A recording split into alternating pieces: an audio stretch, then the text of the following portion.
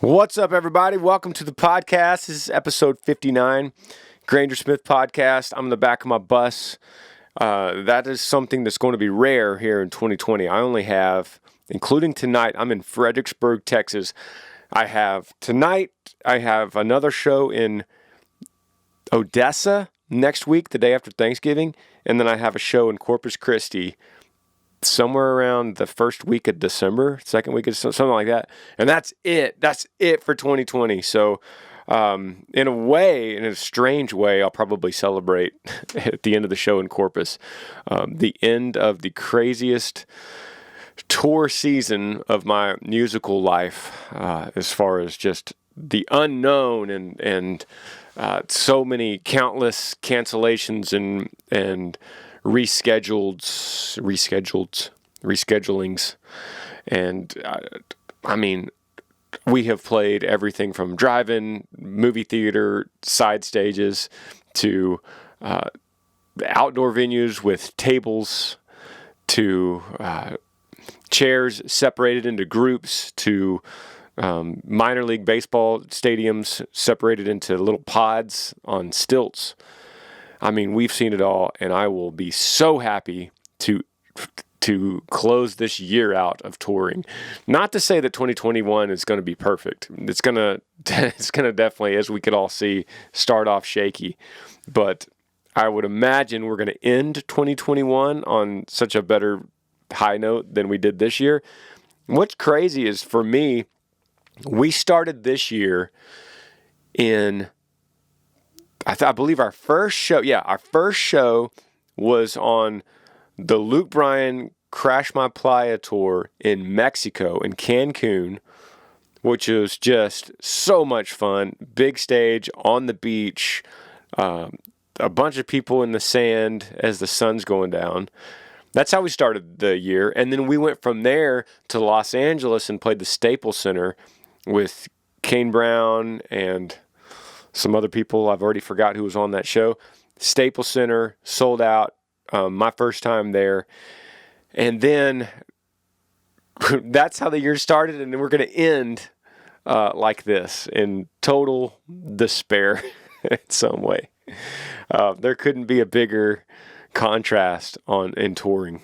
I don't know. I'm kind of over it. I'm sure you guys are too. That's not what I'm here to talk about. I'm not here to talk about the pandemic or the music business. I am here to talk about a couple things. One, social media, and uncensored social media is what I want to talk about a little bit. A lot of people have been asking me questions over the last couple weeks.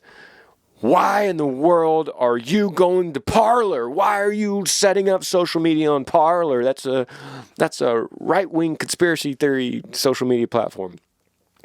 And I'm going to talk a little bit about that. I'm going to answer some of y'all's questions right here on the podcast. Roll that intro.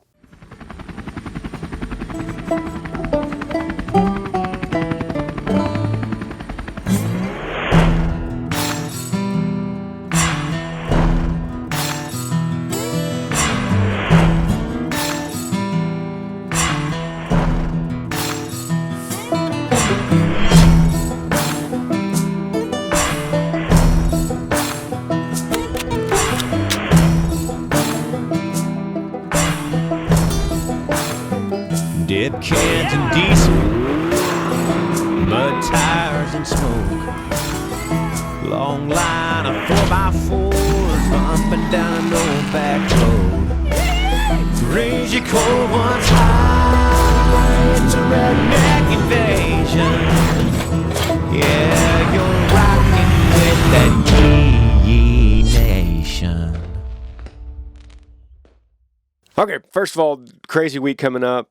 You guys are hearing this on Monday. Where I'm sitting, it is Saturday in Fredericksburg, Texas, back of the bus. That means for you listening, if you're listening in real time, and by the way, these podcasts come out every single Monday morning, bright and early. So, the purpose of us putting it out early morning on Fridays, my brain is lost. The purpose of us putting these out early mornings on Mondays is so that you could get a kickstart into the week, so that maybe you're going into work, you're commuting, you're starting your day with your coffee, and you need something to listen to. Maybe that's on a jog, or maybe that's at the gym, or like I said, in the car, whatever.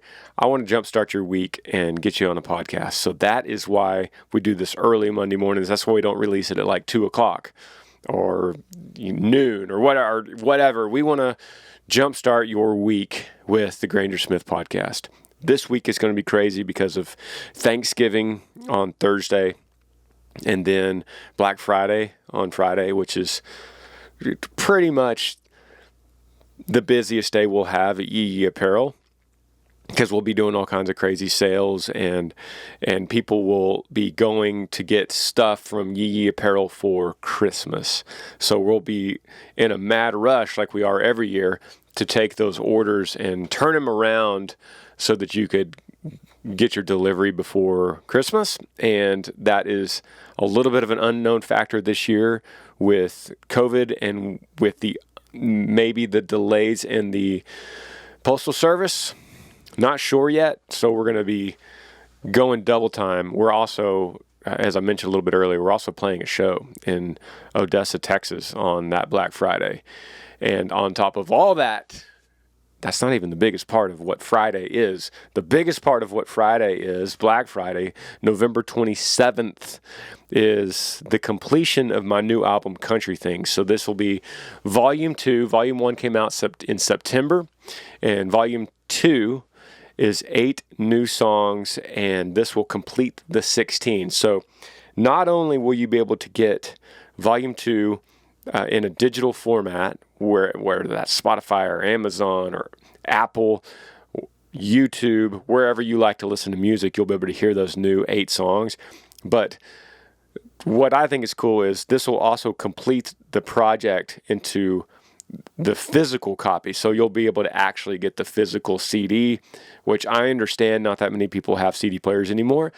But I think in a lot of ways, some of you might be like, no, that's how I listen. But I think in a lot of ways, this is a collector's item.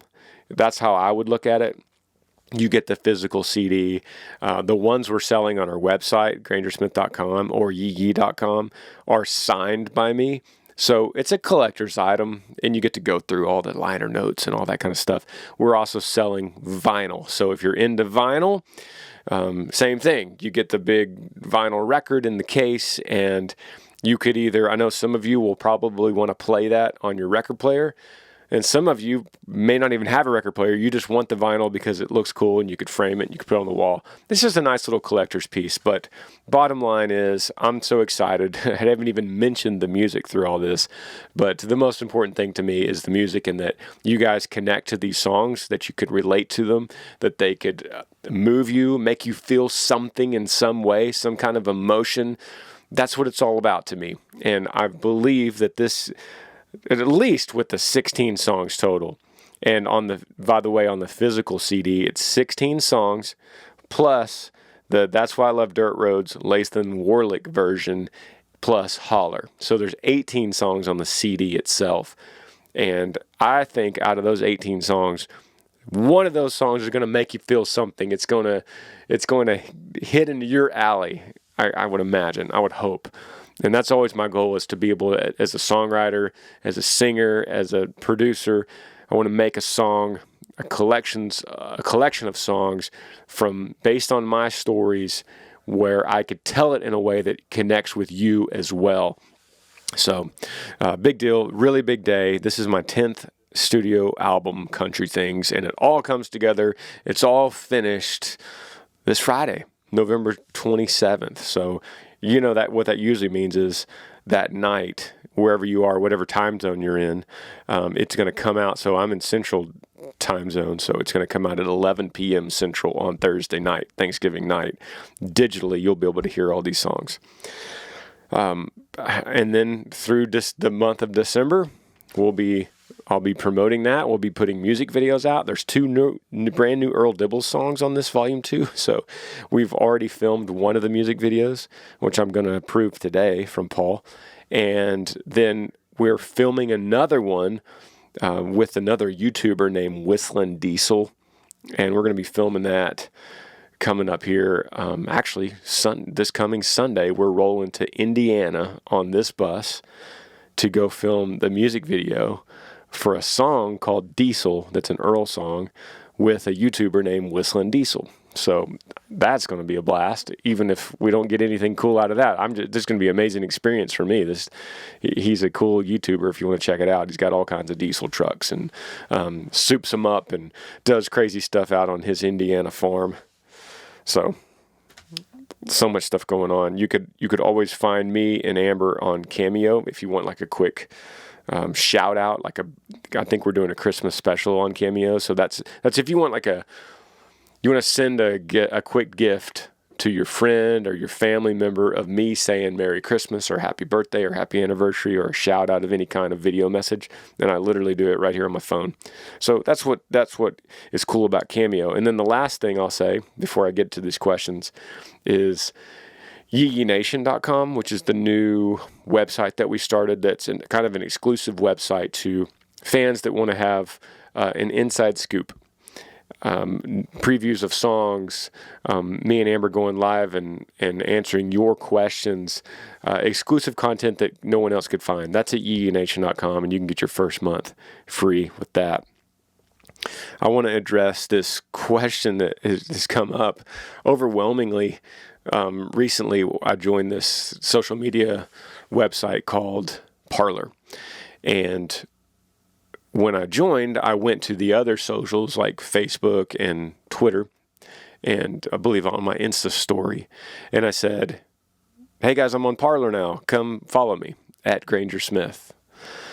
And I got a lot of people that were like, "Awesome, cool," and then there was a handful of people that were like, "No," or "Goodbye," or "See you later," or "I won't be following you there." And so let me explain that a little bit, because then I got some questions through the podcast email, which is Granger Smith Podcast at gmail.com. You could ask me anything at any time, and I have that pulled up on my phone right now, Granger Smith Podcast at gmail.com. If you want to ask me something, could be about anything. And I got a handful of them, boom, that day that was like, I'm very confused. I've been a fan of you and your music, and I respect your views and your spiritual views and your faith-based views, but now I'm just so confused because you joined Parlor, and that is a terrible website. It harbors right-wing conspiracy theories, and there was this little meme going around from Parlor that was like this big conspiracy of some guy on Parlor that was saying, let's get together and murder these Democrats or something. And it was terrible to see that, to read that. But then I quickly looked on Parlor, and that account was obviously fake. It didn't exist. It was made up. So not to say that there aren't bad people on there, but the initial shock value of some of this stuff was fake. As in so many other things. And there's bad people on every platform of social media. Why did I join it? I got on there because I'm on every social media platform. The only ones I'm not on is, I think it's called WeMe, and maybe there's a couple other smaller ones. And so I'm looking into that right now, but Parlor was, at the time, and it might still be, the number one downloaded app. So anytime something like that happens as a musician, as a public figure, I have to go capture my domain at Granger Smith. At Yee was already taken, so we got at Granger Smith, at Earl Dibbles Jr., at Yee Apparel, and we have to get that. If we don't, someone else will. So someone else will go and get at Granger Smith and then start posting as me. So to answer your question in a very non-exciting way, the main reason I joined Parlor was to go and grab my domains. And also, I know that some of my fans are leaving Twitter and Instagram and Facebook and going there exclusively. So I don't want to lose them. So all I'm really doing is I'll go in and make a post on Twitter, and then I'll go to the same exact post on Parlor. What is nice and a little bit different about Parlor is it's uncensored. So that's the thing that you guys are so worried about, is that, oh my gosh, it's uncensored. There's going to be conspiracy theories about right-wing stuff. Well, what's nice for me is that I can go deer hunting and post a picture of me and the gun, or which, boom, I even say that word and it picks up some algorithm on YouTube. But I could show that. I could show harvesting a deer, which on a lot of other platforms you get flagged for, you get banned for. And Earl Dibbles Jr. is constantly having stuff taken down because he's posing with his 12 gauge or something like that. So it is nice that I can go to Parlor and Earl Dibbles Jr. could have his 12 gauge, or I could have a deer or little things like that. But other than that, there's not going to be, I'm not going to be posting anything different than I would on Twitter or Facebook or Instagram, or, I mean, I'm on TikTok, I'm on Snapchat. Guys, I'm on all of them. And looking into whatever the newest thing is, that's just what I've had to do. I was on MySpace when it was out. So that's just what I have to do. That's part of my job, is to collect information. It's not to go and have some little secret meeting on Parlor where I'm listening, I'm watching all the secret conspiracies and embedding myself in, that's not that. It's not that. So yeah, if it offends some people, I understand that some people are probably still mad about Parlor because they think that that's where people go to bash the people of their kind. Man, as simple as this. I'm not leaving your social media platform, so just don't follow me there. But know that I'm just going on there to post the same stuff, so it's just really not that big a deal. I want to get into some of these questions now. So like I said, Granger Smith Podcast at gmail.com. I'm going to get in here and answer some of your questions. I have some queued up right here. This one is from Alex from Montana. And the question says, "Hey Granger, just wanted to say I love watching your family on YouTube and listening to your podcast. You guys are such an inspiration to me, and I'm so thankful for all and everything that you do." Thank you, Alex. Says, "I have a question for you. I heard somewhere the other day, I forget if it was in a video or a podcast, about being generous and having good things come back to you. When I have to turn down an opportunity, for example, at the DMV the other day, the worker asked if I would like to donate to a charity fund. It was a $10 donation, but unfortunately, I don't always have an extra $10 to spare. When I have to turn down these opportunities, does that bring me bad fortune? I felt bad because I couldn't donate, so I made it up in another way later that day, and I was just curious what your thoughts are on that." Shout out to Alex. Thanks for the question. Shout out to Montana, one of my favorite places. Alex, I do have an answer for you, buddy. And me personally, I do not believe in fortune of any kind. I don't believe in luck or four-leaf clovers or coincidences or fortune telling or card reading or tarot cards. I don't believe in any of that stuff around the word fortune, and maybe you don't either, but you did word it saying, does that bring me bad fortune? Maybe you meant to say something else. I don't know how you could even not say it in that way if you said karma. I don't believe in karma either. I'm a Christian. I have faith in God as a sovereign God, meaning an all-powerful creator that is in control of everything. And hey, if you don't believe in God or a higher power or a creator, I understand that you don't. But what I don't understand is if you do believe there's a God or a creator, how could you not also believe that he is in control, complete control? So I don't think it's very hard for me to understand how you could think there would be an all-powerful being, creator, that just kind of lets us do our thing, and he kind of jumps in when he wants to and avoids us in other times. That's not what the Bible says at all. So if you read the Bible, it is very clear that he is all sovereign, all powerful, all controlling, and that's a deeper conversation and another kind of question. And I don't mean to go down that road and sound like a Bible beater, but biblically, I do want to talk about that, Alex, and say that, for example, Proverbs 3 verses 9 and 10 says, "Honor the Lord with your wealth and with the best part of everything you produce. Then he will fill your barns with grain and your vats will overflow with good wine."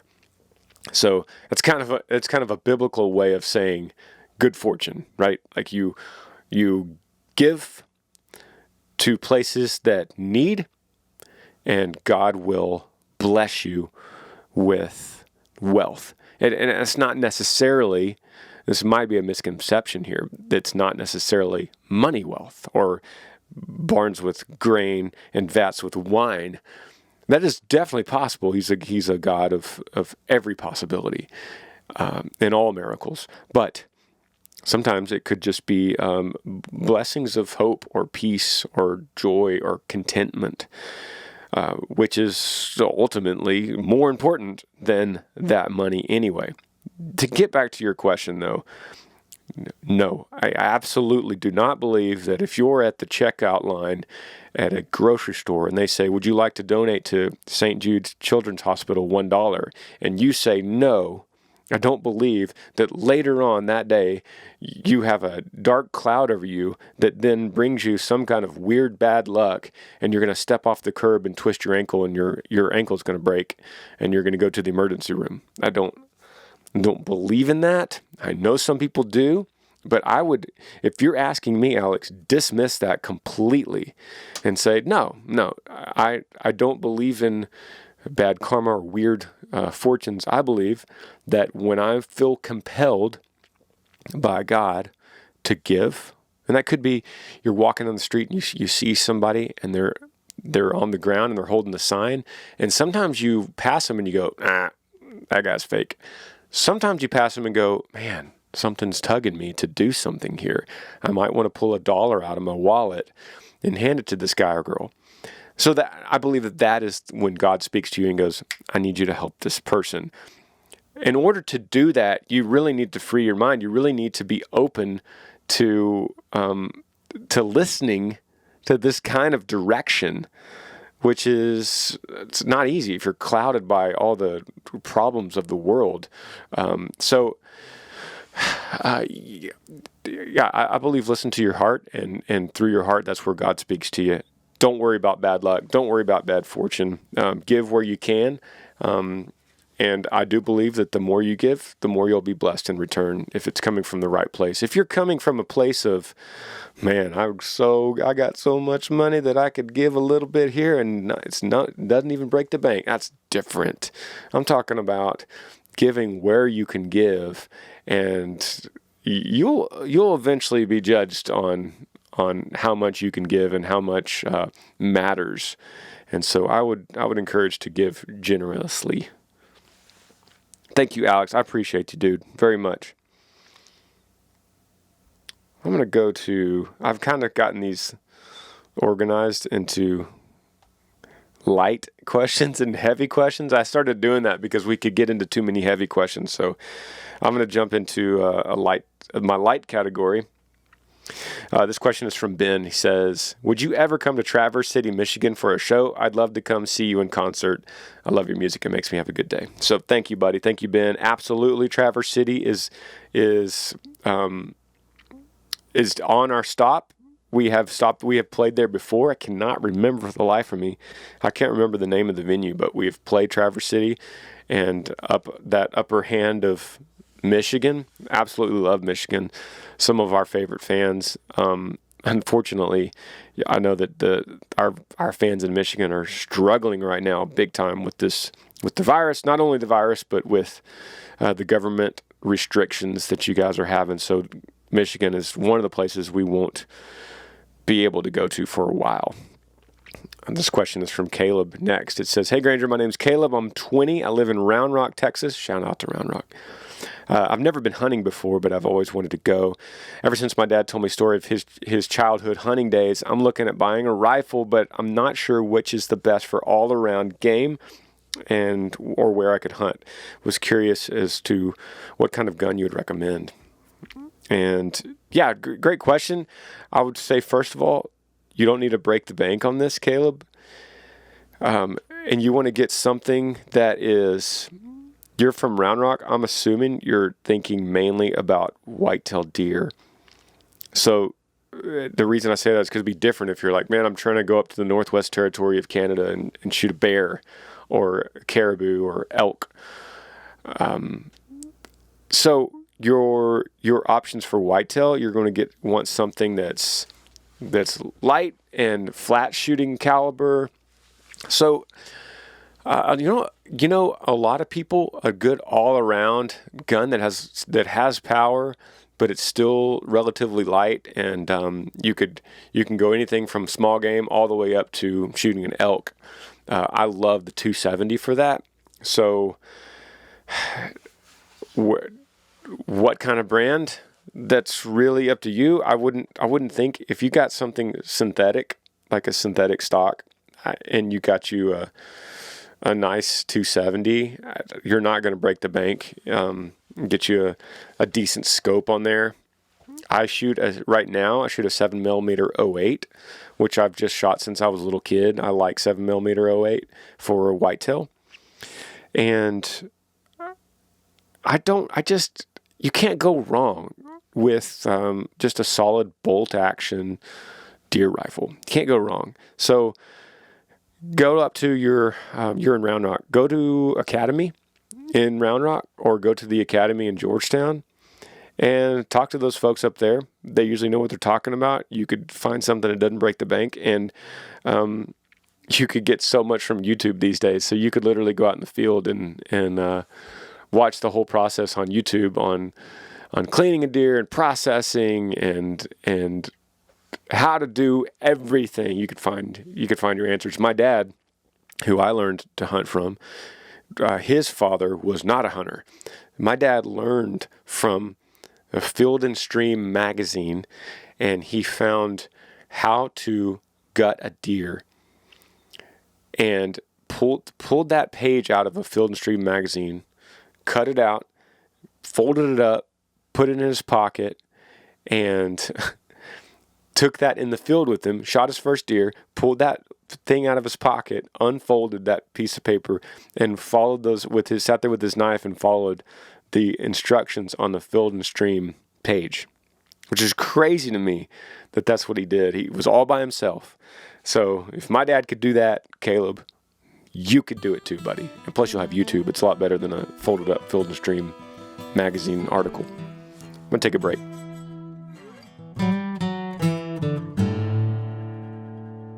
Grateful today that this podcast is sponsored by Headspace, and you guys have heard me talk a little bit about the need to unwind in this craziness that we live in today, to be able to rest the brain. You always think about resting your legs, like you walk too long and you're like, man, I gotta sit down. I have to sit down and rest my legs.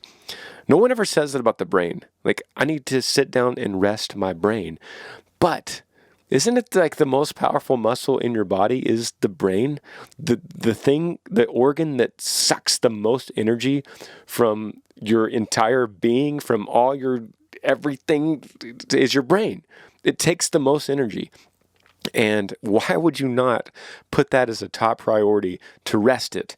That's where Headspace comes in. And I love this. It's just a simple app to be able to go and grab mindfulness. It's not a spiritual thing, by the way, too. Like meditation and mindfulness, don't confuse that with some weird Eastern spiritual thing. It's not that. Mindfulness is slowing down your brain, stop thinking for a second, and let it recharge. Let it think about the present moment. Like think about the next breath right here, right now, for a moment, and recharge. Now, the cool thing about Headspace is that you could jump in and do like a crazy hour-long session. I don't think you're going to do that. I don't do that. Or you could jump in and do a 60-second session. You could jump in and do a 3-minute session or a 10-minute session, just to unwind. And they come in all different ways. You could also get in there and just have someone read you a story, like an old classic story, as you're falling asleep. You could listen to music. You could listen to like a soothing voice to get you to help you to fall asleep. These are all the things that you could do right here on Headspace. You deserve to feel happier. Headspace is meditation made simple. Go to headspace.com/Granger. That's headspace.com/Granger for a free 1-month trial with access to Headspace's full library of meditations for every situation. So Headspace is backed by 25 published studies on its benefits, 600,000 5-star reviews, and over 60 million downloads. If it's not for you, which I think it's for everybody, but you could use it for your kids. Like, imagine using it as a parent to help ease your kids' stress level a little bit.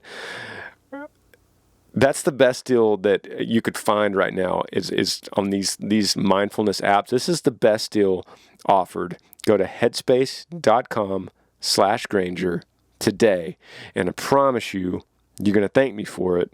And during this craziness of 2020, you're going to feel a lot better and have more energy if you sit down and rest your brain. Coming out of the break, I found a question here that's super heavy, and I wanted to read it. It's eye-opening, and so brace yourselves a bit. But this question comes from Drew. It says, "Hey, Granger, my name is Drew Cole. I'm from Winchester, Kentucky. I'm 14. I just wanted to say, when I'm feeling depressed or I'm upset or I'm just happy, I just watch your channel and the Smiths. They help me a lot. I lived with my mom for the first 12 years of my life, and her husband would punch me, break my arms with a baseball bat, and he would break anything I would get. And I've always wanted a Yee shirt and hat. And every time I save up my money and get it, he would steal it. I still never got one. And I keep asking for something from Yee.com for Christmas, but no one ever has enough money. Anyways, thank you because watching you and the Smiths inspired me to call the cops on my mom's husband, so now I don't have to hurt all the time. Thank you, Granger." Dude, Drew, thank you for the email and your honesty. It's really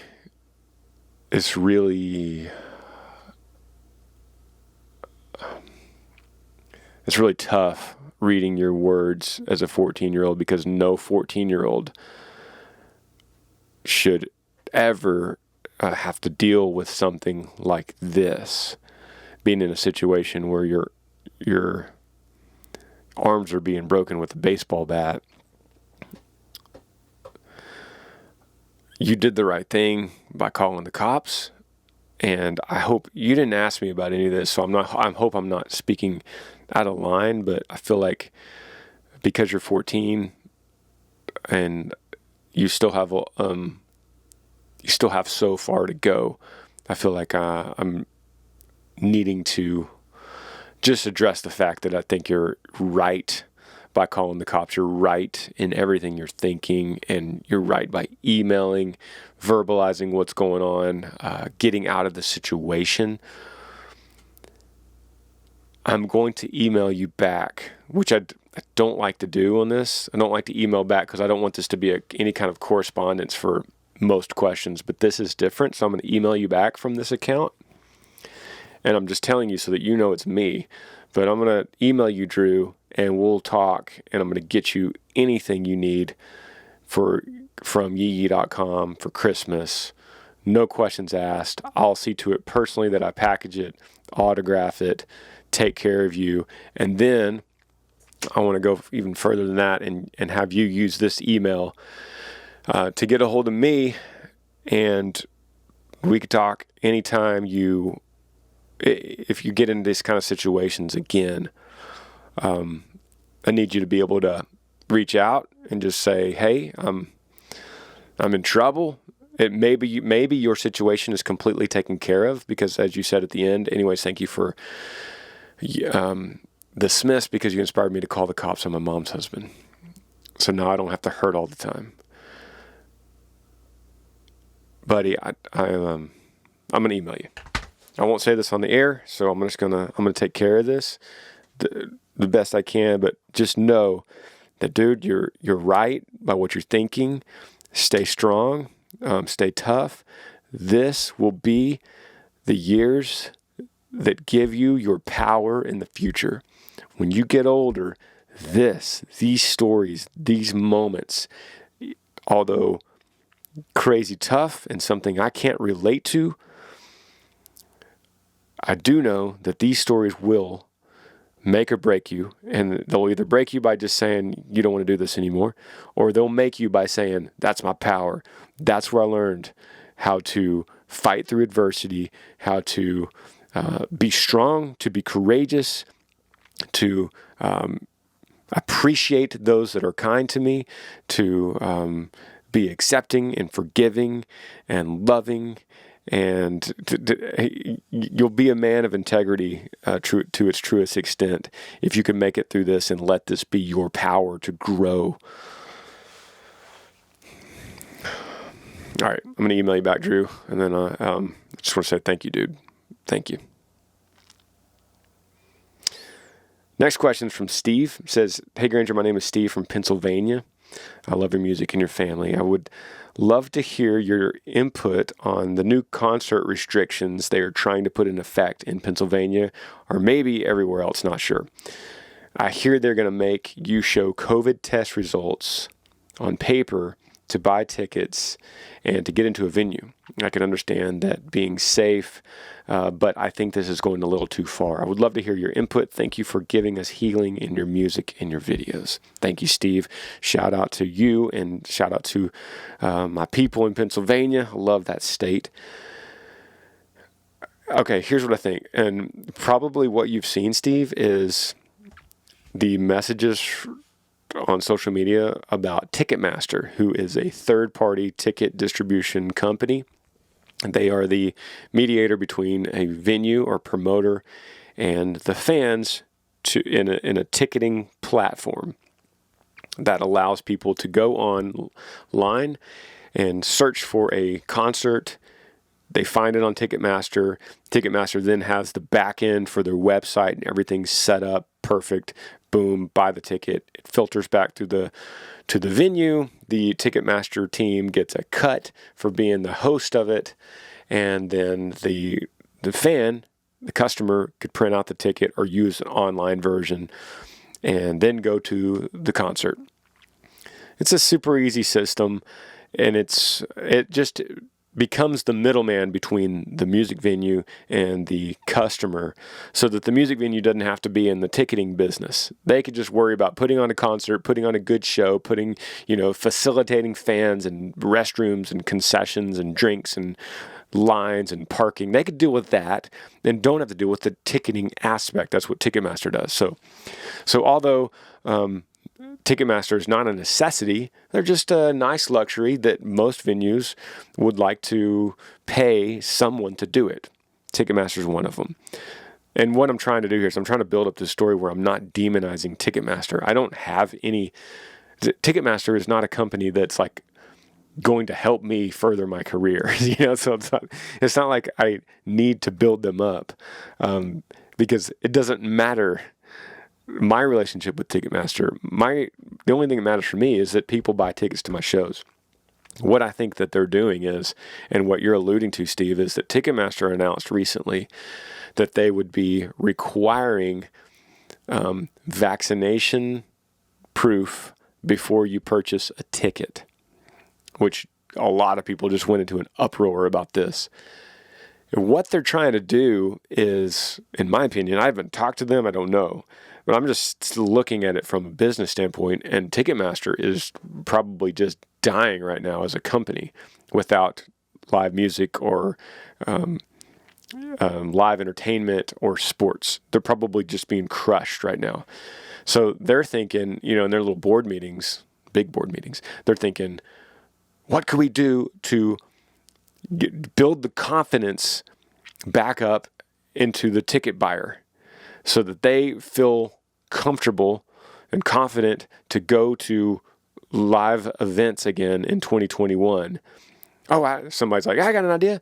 Let's make sure that when they have the COVID vaccine, that you have to scan that in or put your COVID vaccine number or whatever they're going to do. And you have to do that as part of the purchasing process. And then they're like, yeah, that sounds like a great idea. And what they probably didn't think, maybe they did, maybe they underestimated the amount of people that were going to be like, that's private information. But my health records is private information that I should not have to disclose to somebody I don't know to verify me to go to some kind of entertainment. So I don't really care. I don't really lean either way to answer your question, Steve. Like I'm not going to sit here and say, Ticketmaster, you are wrong. You need to revoke that statement. I don't really care because I operate in my business through many third-party ticketing systems, including mom and pop prints out the tickets, out of the printer. So, a lot of concerts, like I'm thinking the one tonight, you could purchase online, but if you walk up to the door, you could probably just, purchase at the will call and go right in. So there is not a Ticketmaster involved today, and there's not Ticketmaster involved in a lot of shows. Just the big time, huge, massive arena shows like Staples Center we played earlier this year. Here's my point. There's going to be a lot of ways around this, and how would Ticketmaster enforce that? How would Joe Bob buys 10 tickets for his family online? How's he supposed to get everyone's vaccination records? And if they are requiring that, that's going to be really difficult to prove and really tough on that company. When a lot of venues, when they see that happening and they see Joe Bob doesn't want to go anymore, they're going to go, well, we're not going to use Ticketmaster. We're going to print the tickets ourselves. Point being, Steve, I don't think it's going to be a problem. I think you're going to be fine. I think this whole proof of vaccination thing could be a bigger problem in itself through a lot of other ways. And I think if it is a problem in other ways, then live event ticketing is going to be the least of our concerns if it gets to be what some of the conspiracies have said on Parlor. Just kidding. So that's my thought, Steve. Thanks for the question, man. Cannot wait to see you at a concert, probably without Ticketmaster. Here's a question that says, hey, Granger, my name is Ansel Frost. I'm from the Upper Peninsula of Michigan, which we just talked about. I saw you play at the Escanaba State Fair a couple years ago, and I've been following you and Geeky Nation long before and after that. You are an inspiration to me in everything you do, especially you as a dad. Thank you. I have a question about the truck giveaway. If you're not of the age of 18 at the time of the giveaway, but the person you bring is over the age of, or actually 21 and up, could you still have a chance at winning the truck? Thank you so much. And it ends with, never stop saying yee yee. I like that, Ansel. Never stop saying yee yee. Shout out to you, Ansel. Shout out to the UP of Michigan. Such a crazy place. If you haven't, probably, I'm assuming most people listening to this podcast have never been to the UP. It's a different world. It is a very different world up there. And she's referring to the truck giveaway. I'm giving away my personal truck that I've been driving for 10 years. I'm going to give it away. And the way you enter the contest is either $1 spent at yee.com enters you into the raffle, you buy one album, that's 20 raffle tickets, or you can use the no purchase necessary at yee.com. You could find the info for that. You actually send a letter, and that letter becomes your entry to the contest. We are going to pick 5 winners on December 4th and fly everyone down to the Yee farm. You put your hand on the truck. The last person to take their hands off the truck wins the truck. That's the contest. So what you're referring to is if you're not the age of 18, we're also going to fly a teammate in. So yeah, absolutely. Ansel, don't even worry about it. If you've got someone that's 21, we could just register that contest through that person. And I'm not sure exactly all the legal stuff, but yeah, it's really not going to be a big deal. I hope that you win. I hope that you come all the way from the UP. Next question from Johnny B says, Christmas album? ? Says, hey Granger, my name is John Bonnet. Just wanted to ask you a question. Have you ever considered putting out a Christmas album or just a few Christmas songs? I know every artist and their mama has a Christmas album, and it would seem like white noise out on the market, but would you be able to add a Christmas album to your collection? Also, what's your favorite Christmas song? Mine and my daughter's favorite is Silent Night. I hope you and your family have a wonderful and blessed Christmas this year. Thank you, Johnny. Doesn't say where you're from. Yeah. Well, thank you, Johnny, wherever you are. Appreciate you writing to the podcast. And I have thought about Christmas albums, and it's always just a matter of you need to record those, or at least you need to be on the ball by June to get everything rolling for a Christmas release. So I'm always like, yeah, I need to do it. And then June comes and I'm working on some other project and it gets pushed back. But I've always thought it'd be really cool for Earl to have a Christmas song or a Christmas collection of songs. Have like a redneck Christmas collection. I think that would be great. My favorite Christmas song is probably not what you expect, but I love Blue Christmas by Elvis. It's just, your unassuming Christmas song, but I always like really sad music that makes you feel good on the inside. And something about that song always makes me feel good. I also really like bluegrass acoustic Christmas classics with no singing. So that's what I would put on in the background. Amber doesn't. Amber likes the Rat Pack, old jazz, and super modern pop. Like those are the only two stations that would be playing in our house. Like I say super modern, but she would lean towards like the Mariah Carey Christmas album, I think. And I like country acoustic bluegrass Christmas tunes. It's probably strange. That's just where I lean. Thank you, Johnny. Let me see what else we have here. This question says, hey, Granger and Amber, I just wanted to take time to thank y'all for being so genuine and open about your loss. I lost a cousin when I was 11 years old. He was 13, and I'm 25 now. I'm listening to your podcast with Amber, and Mallory asked the question, how do you not be afraid of loss? That's something that I've struggled with since my cousin died in 2007. Loss is horrible. Loss is hard, but it's something that we all go through, and I appreciate Amber's comment about how when you're living in constant fear, you're missing the moments in life where you are right now. I'm newly married, and we're starting a family, and I'm honestly tired of living in that constant fear that something's going to happen to my husband. I'm robbing myself of all the wonderful memories that we are making in this life together. Thank you for your encouraging words about living each day fully. God is in control, and what a sigh of relief to know that I don't have to be. Our God is a loving God, and I truly feel that the loss of your son has been a way God can touch those around you. Thank you for being an inspiration and letting God shine through your family and you. I'm so sorry for the pain your family's been through. I'm amazed by the strength that God can give us to push forward. God bless you all, Amber. Thank you for this question. It's such a good question, so important. The question of struggle and loss and perseverance and pain and suffering is something that will always plague humanity, always has, always will, and the search to cure that is just as prevalent as it is real in our lives. The crazy thing about your question, Amber, how you're saying, where's your actual question? Let's see.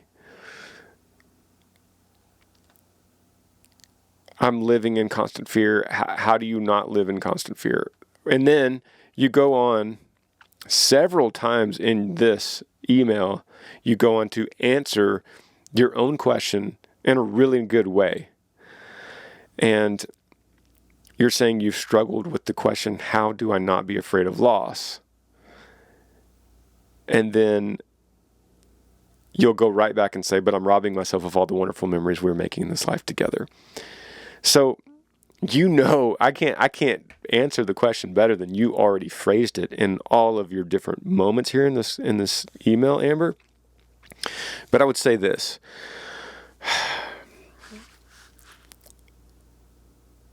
You don't know what tomorrow's going to bring.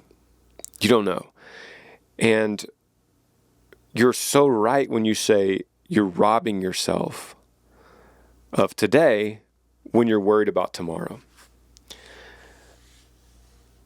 So you have a choice. All of us have a choice to live timid, to live scared, to live afraid, or to live fully.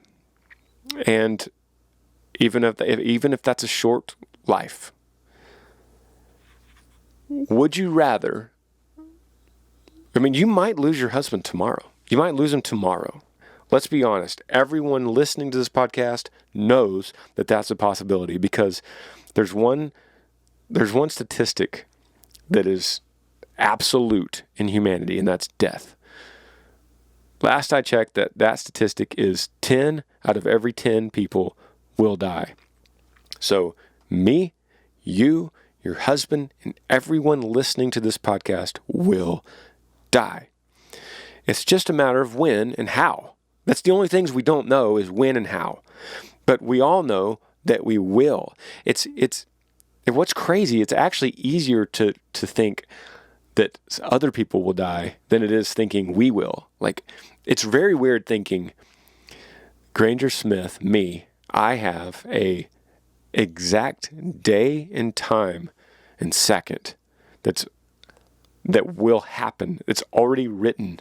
It's already in stone of some sort, not on this earth, but it is written the exact second that I will take my last breath, my last moment. It's already done. That is unavoidable and very, very strange. It could be today. It could be today. It could be in 40 years. So that's the choice we're given. How do we live knowing that fact? And how do we love knowing that fact? So if you could say, if you know that your husband's going to die, you hope that it's in 60 years, but it could be today. How does that affect your love? Because if you live scared and love scared for 40 or 50 or 60 years, that's a pathetic life. You know that. I know that. But what if you loved him like today was your last day? And then you wake up tomorrow and you got him again for another day. So you love him again like it's the last day. And then that becomes 3 days, and then 4 days, and then 2 weeks. And then that becomes 2 months. And that 2 months becomes a year. And 1 year becomes 5 years. And what if you go through these months and weeks and days and years loving like you don't know what tomorrow's going to bring? I think that's your answer. That's how you do it. Instead of being scared of loss, you love like loss is very possible, like loss could happen at any time. Like every time he gets in the truck to go to the grocery store, you hug him because he might not come home. If you lived your life, not in fear, not in a scared way, not like, hey, come here, hug me real quick. I don't want to lose you. It's more like, hey, come here, give me a hug, and you squeeze them. I was telling Amber just yesterday when I saw her, I was leaving for this little tour, and she hugged me and she squeezed me, and I said, you better squeeze me, I might not come home. And it's kind of a joke, a sick joke, but it's true. And my Uncle Johnny, who is always very aware of things like this, and he was with his wife one day, and they were visiting her father. And as they were leaving, they got in the car, and she's like, hurry, we got to get home. And he was like, hey, go hug your dad one more time. She's like, oh, we got to go. We're late, Johnny, we're late. And he was like, go hug your dad. You just never know. You never know if you're going to see him again. And she said, Johnny, go. So he left. And shortly after that, he died, the father. And my Uncle Johnny's wife never lived that down, that she didn't listen to Johnny's advice to just hug him one more time. She never lived that down. And it's really difficult. You don't want to be in that situation, Amber. You don't want to be in that kind of situation. So take that advice. Hug him one more time. Treat him like today's the last, but you hope it's going to be another 60 years. And I think you'll see a wonderful, fruitful life because of that. Good questions, guys. And if anyone else has any, email me. I'd love to hear from you. I'd love to answer them. Granger Smith Podcast at gmail.com. I'll break right here. See ya. Bye.